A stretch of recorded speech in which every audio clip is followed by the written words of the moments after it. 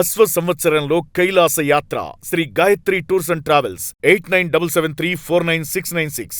నంద్యాల జిల్లాలో కిలాడి లేడీల వ్యవహారం వెలుగులోకి వచ్చింది. గోల్డ్ షాప్లో యజమానిని బురిడి కొట్టించి వెండి పట్టీలు కొట్టేశారు ఇద్దరు మహిళలు.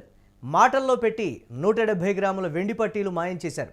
అనుమానం రావడంతో పోలీసులకు కంప్లైంట్ చేశాడు సదరు యజమాని. సీసీ ఫుటేజ్ ఆధారంగా దర్యాప్తు చేపట్టారు పోలీసులు. ఇటీవల భారీగా పెరుగుతున్నటువంటి వెండి బంగారం ధరల నేపథ్యంలో ఇటువంటి ఘటనలు చోటు చేసుకుంటున్నాయనేటువంటి మాట.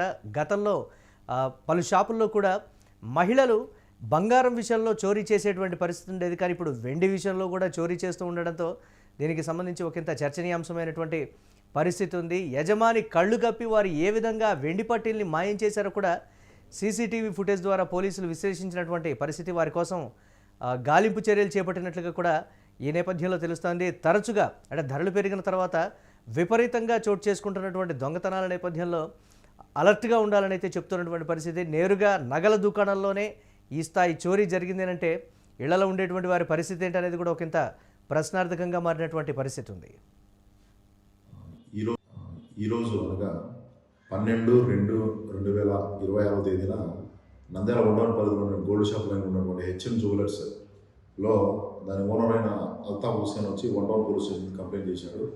దానిలో విషయం ఏమంటే, ఒక ఇద్దరు లేడీస్ వచ్చేసి గోల్డ్ షాప్కి వెండి పట్టీలు కొనడానికి అని చెప్పేసి వచ్చారు. వచ్చిన తర్వాత షాప్ ఓనర్తో మాటల్లో పెట్టి అతన్ని డైవర్ట్ చేసేసి 2 జతల వెండి పట్టీలని దొంగలించడం జరిగింది.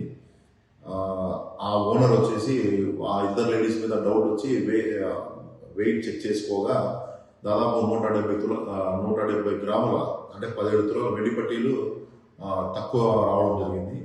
అప్పుడు ఆ షాప్లో ఉన్నటువంటి కెమెరాల్ని షాప్ ఓనర్ చెక్ చేయగా అందులో దాదాపు 17 తులాల వెండి పట్టీల్ని ఎవరైతే కొనడానికి వచ్చిన ఇద్దరు లేడీస్లో ఒక లేడీ తీసుకొని తన ఒళ్ళో పెట్టుకుని వెళ్ళిపోవడం జరిగింది. దాని విషయంలో ఈ షాప్ ఓనర్ అయిన అల్తాఫ్ హుసేన్ ఉండవన్ పోలీస్ స్టేషన్ మీద కంప్లైంట్ చేశాడు. దాని విషయంలో వారిద్దరి మీద దొంగతనం కేసు నమోదు చేశాము. ఆ సీసీ ఫుటేజెస్ కూడా బార్డర్ పోలీస్ స్టేషన్స్కి పంపించాము.